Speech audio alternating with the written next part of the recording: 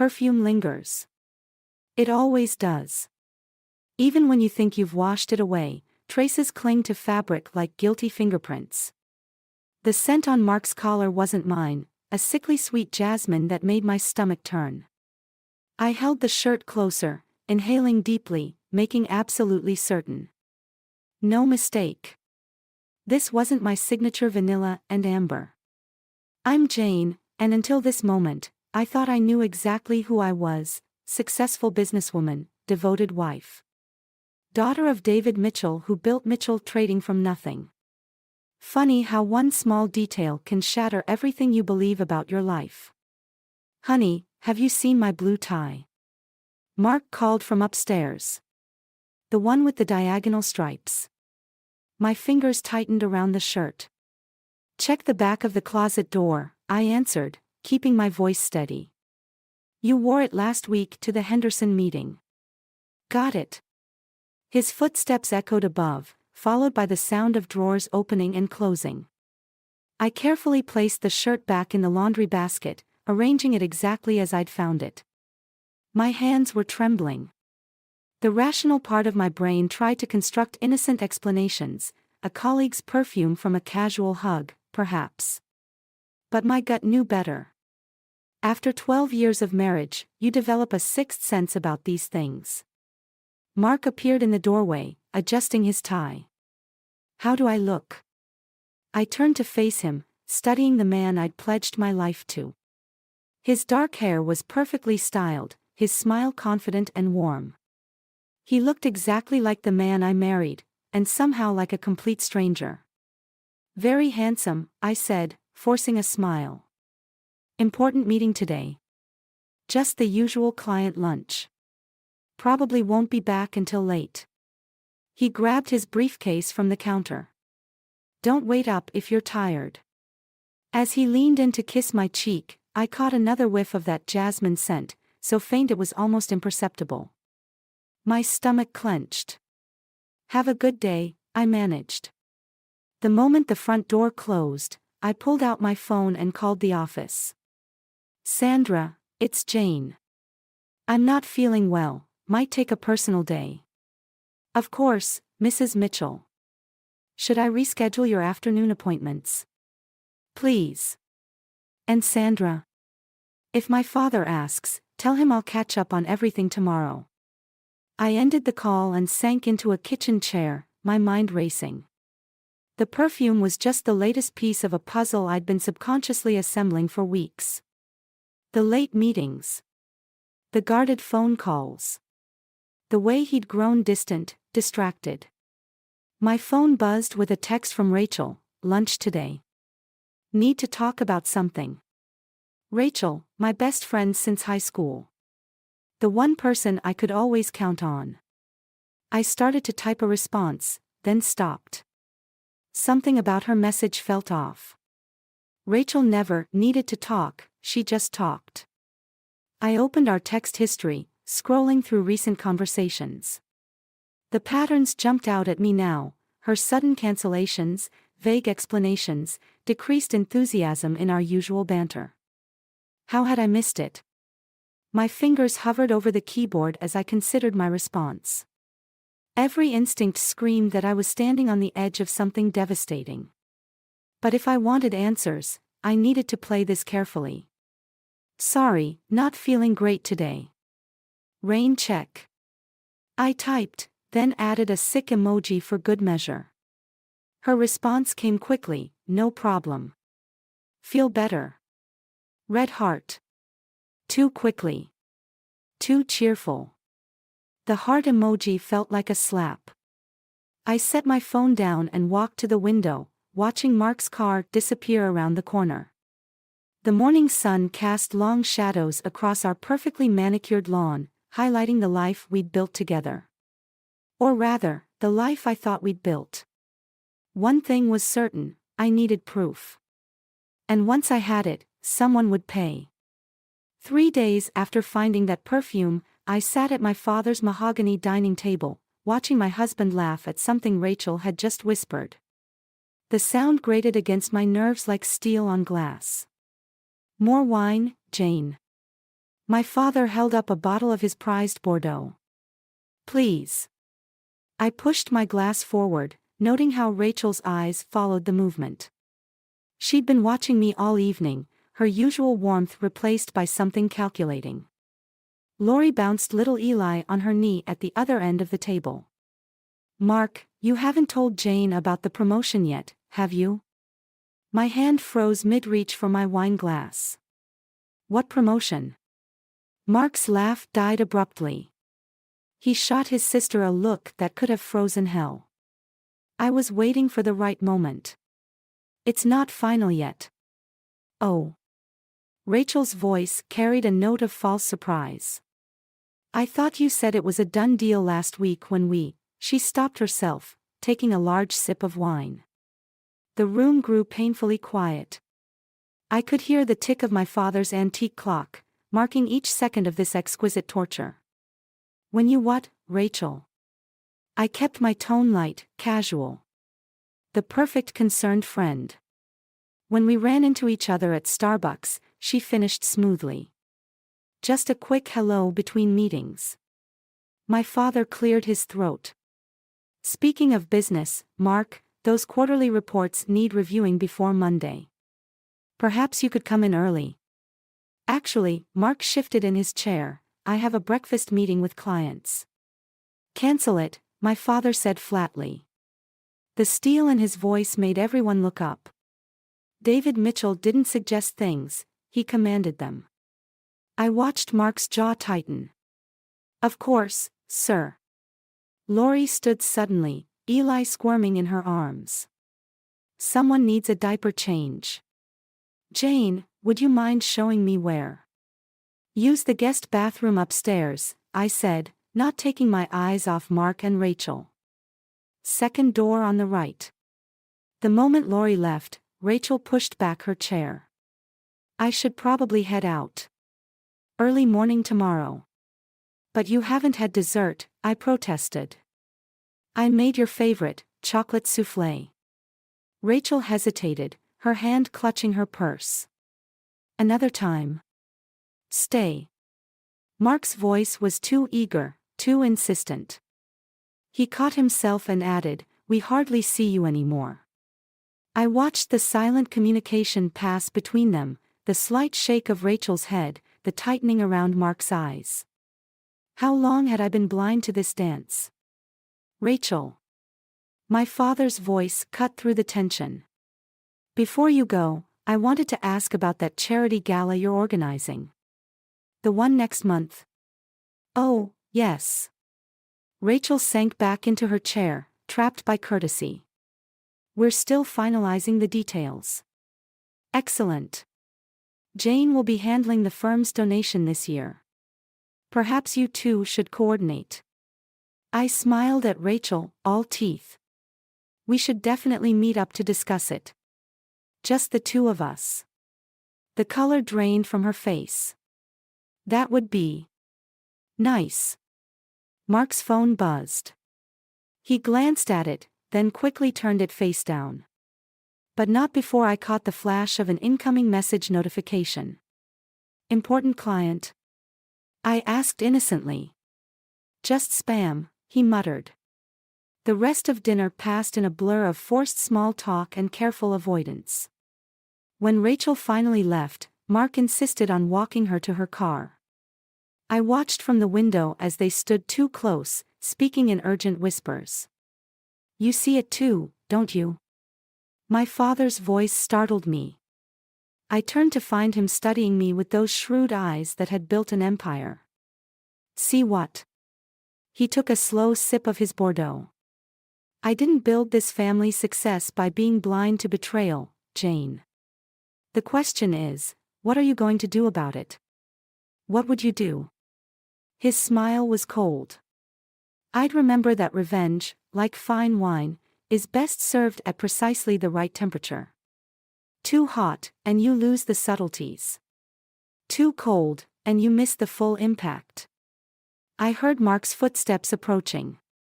My father squeezed my shoulder and whispered, choose your moment carefully, daughter.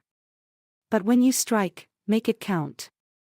That night, I lay awake listening to Mark's steady breathing beside me, planning my next move. Tomorrow, I decided, I would start following him. Sometimes the only way to expose a snake is to track it to its nest. The Monarch Bar was exactly the kind of place Rachel would choose, all crystal chandeliers and velvet booths, trying too hard to be sophisticated. From my position at the corner table, partially hidden behind a massive floral arrangement, I had a perfect view of the entrance. Mark had told me he was working late. Again. But his car wasn't in the office parking lot when I drove past at 7. Now, watching him walk through those ornate doors at 8:15, I felt my wedding ring grow heavy on my finger. He didn't even look around before sliding into a booth near the back. Waiting. I ordered another club soda and watched the minutes tick by on my phone. At 8:30 exactly, Rachel walked in. She'd changed since the office, traded her usual conservative blazer for a black dress that showed more skin than it covered. The jasmine perfume probably came with it. My fingers tightened around my glass as she slipped into Mark's booth. They didn't kiss. That would have been too obvious. Instead, they leaned close, heads bent together like conspirators. His hand disappeared under the table. Rachel laughed, that throaty laugh she reserved for men she wanted to impress. The waiter appeared at my table. Another club soda, ma'am. No. I stood, dropping cash on the table. But I'd like you to deliver something to that couple in the corner booth. 5 minutes later, I watched the waiter place a champagne bottle at their table. Mark's face lit up until he read the note I'd attached. Congratulations on the promotion. Love, Jane. The color drained from both their faces. Rachel knocked over her wine glass, reaching for her purse. Mark's head whipped around, scanning the bar. But I was already walking toward them, calm as still water. Don't get up, I said, sliding into their booth. You both look so comfortable. Jane, Rachel started. Shut up. My voice was ice. I've known you since we were 15, Rachel. 15 years of secrets and sleepovers and supporting each other through every crisis. And this is how you repay that loyalty. Mark tried to take my hand. This isn't what you think. I yanked away. Really? Because I think my husband and my best friend have been fucking behind my back. Am I wrong? The silence was answer enough. How long? Rachel stared at her spilled wine, watching it seep into the white tablecloth. 6 months. The number hit me like a physical blow. 6 months. Half a year of lies. Of family dinners and girls' nights and casual texts. Of Rachel asking about my marriage, pretending to care while she destroyed it. I never meant, Rachel's voice cracked. To what? Get caught?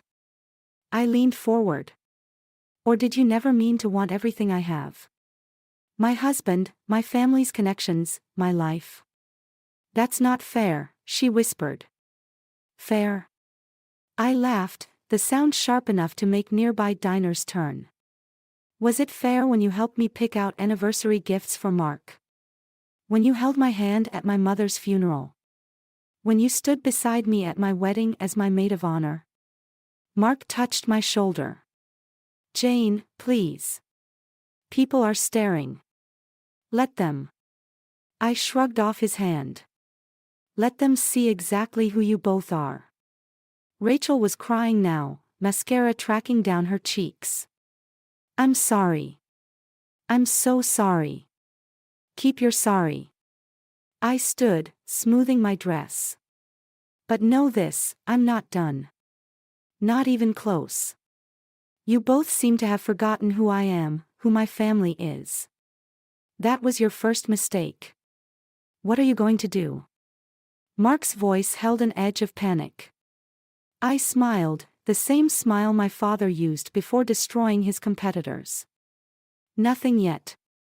But I want you both to remember this feeling, this moment of knowing I could ruin you, and not knowing when it's coming. Consider it foreplay. I turned to leave, then paused. Oh, and Rachel. That perfume you're wearing. It's cheap. Like everything else about you. Walking out of the Monarch bar, I felt lighter than I had in weeks. Let them sweat, let them wonder what I'd do next. My father was right, revenge, like fine wine, needs time to breathe. My phone buzzed, a text from Rachel, "Please, can we talk?" I deleted it without responding. The time for talking was over. Now it was time to plan. The burner phone slipped from my trembling fingers, clattering onto Mark's pristine car floor mats. I'd found it tucked behind the spare tire while pretending to look for a missing earring, an old trick my father taught me about searching competitors' offices. Always have a plausible excuse. 217 messages. Dozens of photos. 6 months of digital betrayal, wrapped in a cheap black plastic case. Mrs. Mitchell. Garcia, our security guard, tapped on the garage window. Everything all right? The cameras showed you'd been down here a while. I pocketed the phone. Just being thorough about that earring. It was my grandmother's. His expression softened. Want me to help look? No need. I locked Mark's car. Some things are meant to stay lost. Upstairs in my office, I closed the blinds and scrolled through the messages. Each one felt like swallowing broken glass. Rachel, missing you already. Last night was incredible. Mark, can't stop thinking about that thing you do with your tongue. Rachel, Jane suspects nothing. She actually asked me to help plan your anniversary party. Mark, you're so much more exciting than her. She's become boring. Predictable. My finger hovered over the call button to my father's private investigator. One call, and I could have a full dossier on their every movement. But that would mean admitting this betrayal to my father, watching pity replace pride in his eyes. My office phone buzzed. Mrs. Mitchell. Your sister-in-law is here. Lori stood in my doorway, Eli balanced on her hip. Her eyes were red-rimmed. I need to tell you something.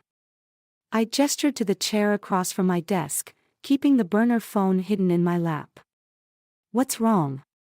I saw them. She bounced Eli nervously. Mark and Rachel. At the lake house last weekend. The lake house. My sanctuary. The place where Mark and I had spent our honeymoon. When Mark said he was helping me with Eli's custody paperwork. Lori's voice cracked. I'm so sorry, Jane. I should have told you sooner. How long have you known? 3 months. She wouldn't meet my eyes. Mark said he'd help with my legal fees if I kept quiet. I needed the money, but I can't. I can't sleep anymore. I stood, walking to the window. Below, downtown traffic crawled through the afternoon heat. Does anyone else know? Just Rachel's brother. He caught them at some hotel last month. Of course. The web of lies and silence spreads like cancer, corrupting everything it touches. What are you going to do? Lori asked. I turned back to her, decision crystallizing. Nothing. Yet. But. Take Eli home, Lori. Forget we had this conversation. After she left, I pulled up the company's financial records. Mark's recent promotion had given him access to significant accounts. If I knew my husband, and I did, better than he thought, he'd have gotten sloppy with the money too. 3 hours later, I had what I needed. Expensive hotel charges masked as business meetings. Cash withdrawals from company accounts.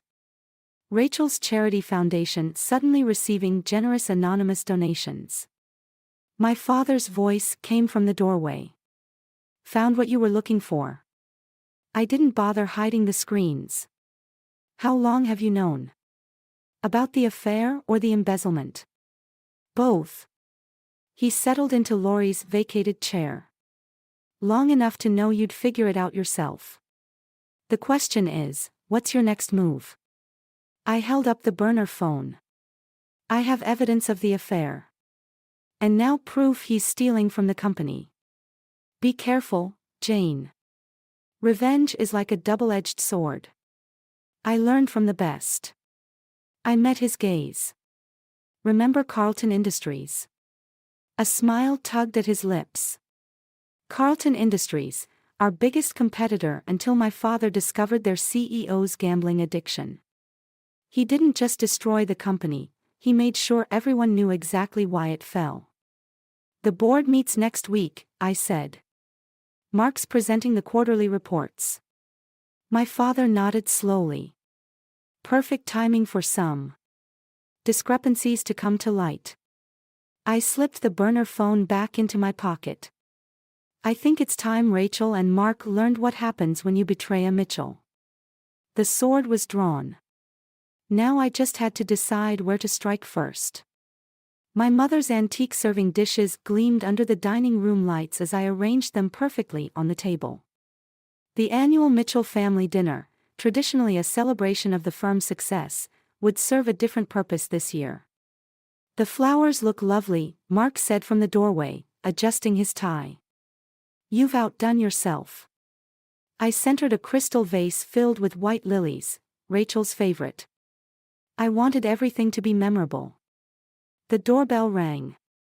Mark moved to answer it, but I stopped him. Let me. You should check the wine cellar, make sure the Bordeaux is breathing properly. Rachel stood on the doorstep, wearing a cream-colored dress that probably cost 3 months' salary. Her smile faltered when she saw me. Jane, I've been trying to reach you. Come in. I stepped aside. Everyone's looking forward to your presentation about the charity foundation. She paled slightly. Presentation? Didn't Mark tell you? The board wants to hear about where their donations are going. The next hour was a symphony of arrivals, board members, their spouses, my father with his trademark scrutinizing gaze. Laurie came without Eli, her eyes darting nervously between Mark and me. During cocktails, I watched Rachel touch Mark's arm 3 times. He checked his phone 12 times. Both jumped when my father clinked his glass for attention. Before dinner, he announced, I'd like to address some business matters. Mark, you have the quarterly reports. Mark straightened his jacket. Of course, sir. Though perhaps we could wait until. Actually, I interrupted, I have something to share first.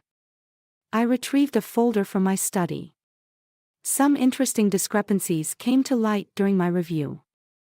Rachel's wine glass trembled slightly. Mark's confident smile cracked at the edges. It seems, I continued, that several large donations to a certain charity foundation came directly from company accounts. Unauthorized transfers, cleverly disguised as business expenses.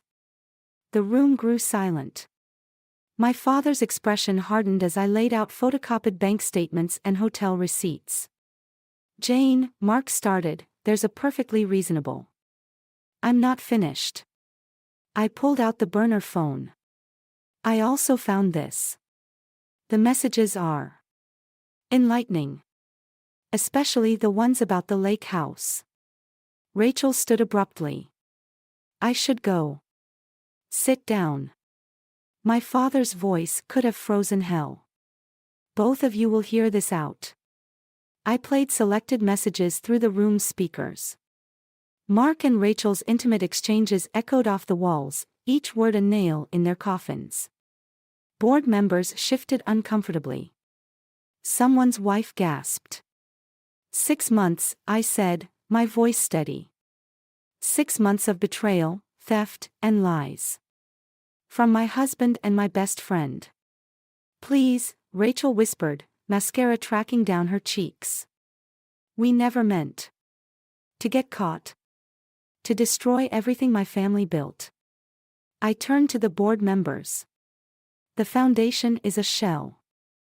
They've been embezzling your donations, using company money to fund their affair. Mark lunged for the folder. You can't prove. My father's hand clamped on his shoulder. Actually, she can. The SEC will be very interested in these records. You're bluffing, Mark snarled. You wouldn't risk the scandal. I smiled, my father's smile, the one that preceded destruction. Try me. The Mitchell name will survive. Will yours? Rachel broke first, crumpling into her chair. I'll resign. Pay everything back. Just please. Too late. I placed a final document on the table. The police have already been notified about the financial fraud. And Mark? I've filed for divorce. Your things are packed in the garage. The room erupted in chaos. Board members demanded explanations. Mark shouted about betrayal, rich, coming from him. Rachel fled, heels clicking on marble. Through it all, I remained standing, watching my carefully orchestrated destruction unfold.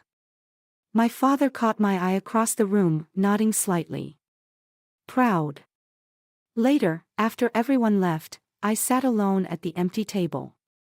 The lilies were wilting, their sweet scent turning sour. My phone buzzed with a text from Rachel. I never wanted your life. I just wanted to matter like you do. I deleted it without responding. Some things, once broken, can never be repaired. And some betrayals deserve no mercy. Tomorrow, the real damage would begin. Tonight, I would sleep soundly, knowing I'd chosen my moment perfectly. The morning after the dinner party, I walked into my office to find Mark waiting. His eyes were bloodshot, his expensive suit wrinkled. The Wall Street Journal lay open on my desk, our company's scandal already making headlines. You've destroyed everything, he said quietly. Was revenge worth it? I moved to my chair, noting how he flinched when I passed. Funny. I was about to ask you the same thing. The SEC is freezing my accounts. Rachel's foundation is being investigated. Her brother lost his job because of the connection. He leaned forward. You didn't just burn us, you torched everyone around us. Collateral damage. The words tasted bitter. Like what you did to Lori and Eli. His laugh was hollow. At least I helped them. What have you done except prove you're exactly like your father? Cold. Calculating. Willing to sacrifice anyone for the sake of winning. The truth in his words stung more than I expected. My phone buzzed, another message from Rachel's mother, begging me to drop the charges. I'd gotten 12 similar ones since dawn. You want to talk about sacrifice? I pulled up the security footage from the lake house. Let's discuss what you did in my mother's bed. The one she died in. Color drained from his face. How did you? I had cameras installed everywhere after she passed. To preserve memories, I told myself. I played the clip, muting the sound. Imagine my surprise when I found these.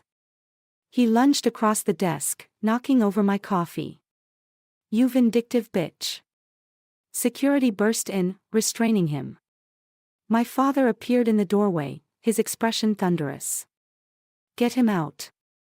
And make sure he doesn't leave town, the police have more questions. After they dragged Mark away, my father studied me. You look terrible. Thanks. The board's calling an emergency meeting. There's concern about how this affects the firm's reputation. I straightened papers Mark had scattered. We'll weather it. Jane. His tone made me look up. Some board members think we should distance ourselves from the scandal. They're suggesting you take a leave of absence. The betrayal hit like a physical blow. You agreed. I abstained from the vote. But they're right, we need to protect the firm. The firm I just protected by exposing fraud. The firm you exposed to public scrutiny. He sighed. Sometimes winning the battle costs you the war. My phone buzzed again. Lori, they're taking Eli. Mark's charges mean I lose custody to his father. Please help. The walls seemed to close in. Everything I'd done to protect my family, my legacy, was unraveling. I'd wanted justice, but at what cost? Rachel's brother, unemployed. Eli, losing his mother. The firm I'd given everything to, now turning its back. Even my father's carefully neutral expression felt like abandonment. Take the leave, he said softly. Let things cool down. We'll weather this, like we always do. We? I stood, suddenly unable to breathe. There is no we. There never was. It was always about the firm, wasn't it? About appearances. Jane. Get out. When he didn't move, I hurled my coffee mug at the wall. Get out. Alone in my office, I watched headlines scroll across my screen. The scandal was spreading, consuming everything in its path. My phone kept buzzing, pleas, threats, accusations. Each message a reminder of lives I'd helped destroy. Rachel's last text flashed, I hope it was worth it. We all lost everything, but you lost yourself. I looked at my reflection in the darkened window, perfectly styled hair, designer suit, Mitchell family steel in my spine. The image blurred as tears finally came. I'd won. I'd destroyed them all. But standing in my empty office, watching my carefully constructed world crumble, I realized Rachel was right. In becoming my father's daughter, in choosing revenge over mercy, I'd lost something essential. Something that no amount of justice could restore. The sun set over the city skyline, casting long shadows across my empire of ashes. Tomorrow, I'd have to face the consequences. Tonight, I let myself mourn everything I'd sacrificed at the altar of revenge. The lake house looked smaller in the rain. Rachel sat on the covered porch, her designer clothes replaced by jeans and an old sweater. She didn't look surprised to see me. I wondered when you'd come, she said. I held up the envelope that had arrived that morning. Your letter was unexpected. Did you read it? Every word. I settled into the chair opposite her, watching raindrops hit the lake. 15 pages of explanation. Or justification, depending on how you look at it. She wrapped her arms around herself. Mark's being sentenced tomorrow. 5 years, probably less with good behavior. The SEC was thorough. And me? The foundation's assets are frozen. But since you're cooperating, I let the sentence hang. Lightning flashed across the water. Rachel flinched. I used to envy how you never showed fear. Even in high school, you were always so certain. Appearances. I pulled out my phone, showing her the security footage. The lake house cameras caught everything. Including the night you both came here after my mother's funeral. Her face crumpled. Jane. I watched it all. Every visit. Every time you played house in my family's sanctuary. My voice remained steady. You wore my mother's robe. The blue silk one she loved. I didn't know. You knew exactly what you were doing. Both of you. I stood, walking to the railing. What I can't figure out is why. Was it just about hurting me? Or did you really think you could replace me? I wanted to be you. The words exploded from her. Perfect Jane Mitchell, with her perfect life and perfect family. Do you know what it's like living in your shadow? Being the friend who's never quite good enough. So you fucked my husband. Stole from my family. That was your solution. Mark understood. He felt it too, never measuring up to the Mitchell standard. She laughed bitterly. We were both tired of being supporting characters in the Jane Mitchell show. Supporting characters. I turned slowly. You were my best friend. My sister in everything but blood. I trusted you with everything. Everything except the truth. About who you really are, what your family really does. She stood, anger finally breaking through her guilt. Your father destroyed my brother's career years ago. Did you know that? Of course not. The Mitchells don't discuss their casualties. The revelation hit like ice water. What? Ask your father about Carlton Industries. About why my brother really left finance. Her hands shook. Mark and I. We thought we could beat you at your own game. Take something from the Mitchells for once. Understanding dawned, bitter and cold. So this wasn't just an affair. It was revenge. Does it matter anymore? We all lost. She pulled out a familiar key, my mother's spare. Here. I won't need it where I'm going. Where's that? Away. Far from here. From you. She stepped past me, pausing at the stairs. You won, Jane. Just like a Mitchell always does. I hope it fills whatever emptiness drives you. I caught her arm. Rachel. What? I loved you. Despite everything, you were family. That's the problem with Mitchells. She gently pulled away. Your love comes with too high a price. I watched her walk to her car, disappearing into the rain. The key felt heavy in my hand, my mother's key, witness to so many betrayals. Inside, the lake house still held echoes of the past. Photos on the walls, memories of happier times. I traced my mother's face behind the glass. My phone buzzed, my father. I let it ring. Some victories feel like defeats. Some revenge leaves wounds that never heal.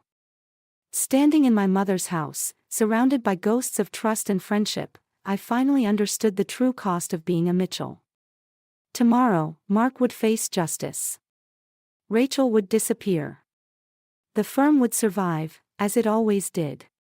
But something had shifted, something fundamental and irreversible. I placed my mother's key on the mantel, next to her photo. Then I walked out, leaving the past locked behind me.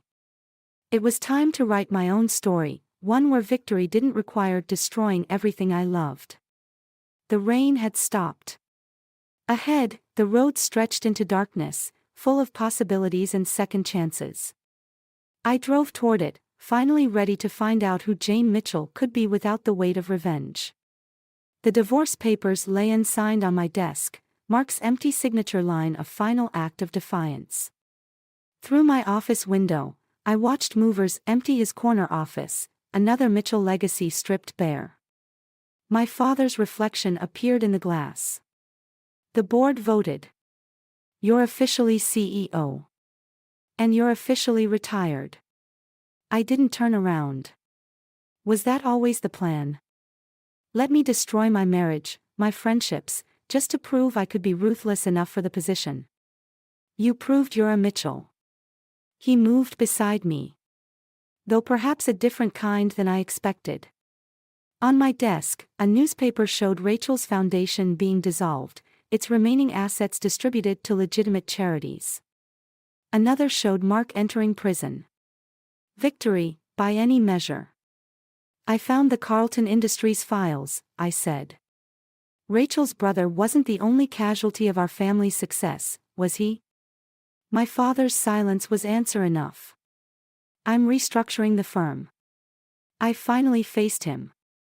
Starting with full audits of all our past acquisitions. Restitution where necessary. That could cost millions.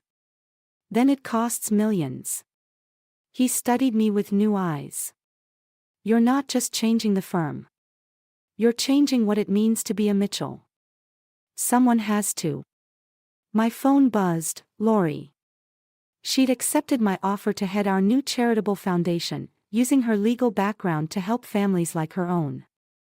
Eli would stay with her, thanks to some carefully applied Mitchell influence in the right courts. The board won't like these changes, my father warned. The board works for me now. I handed him a file. Starting with this, we're helping Rachel's brother restart his investment firm. Privately, anonymously. Conscience doesn't build empires. No, but it might help me sleep at night. I picked up my pen, signing the divorce papers with swift strokes. Besides, isn't that what you taught me? The long game matters more than quick victories. A ghost of a smile crossed his face. Your mother would be proud. She always said you'd find your own way. She also said revenge was a poison. I touched the photo on my desk, Mom at the lake house, laughing. I just didn't understand what she meant until now. My father moved to leave, then paused. The lake house. What will you do with it? Sell it. Use the money to start a scholarship fund in Mom's name. I met his eyes. Some places should stay in the past. After he left, I opened my drawer, pulling out Rachel's letter. Her last words still haunted me. We were both prisoners of the Mitchell name, just in different ways. I hope you find freedom from it, Jane. I finally have. The city stretched before me, its skyline dotted with buildings bearing our name. But for the first time, I saw beyond the empire, beyond the legacy of power and revenge that had shaped us all. My assistant knocked. Your next appointment is here. The Carlton Industries Survivors Fund. Send them in. I slipped Rachel's letter into my shredder, watching the past dissolve into confetti. The Mitchell name would continue. The firm would prosper. But perhaps success didn't have to mean destruction. Perhaps power could build instead of break. I touched my mother's photo one last time, then turned to face my visitors. Their stories needed hearing. Their wounds needed healing. And I needed to prove that a Mitchell could be more than just a name to fear. Outside, the sun broke through clouds, casting long shadows across the city. Somewhere, Rachel was starting over. Mark was facing his consequences. And I was finally writing my own definition of victory. The future stretched before me, uncertain but full of possibility. I'd learned the true price of revenge, and chosen a different path. Now it was time to see where it led. Welcome, I said to my visitors. Let's talk about making things right.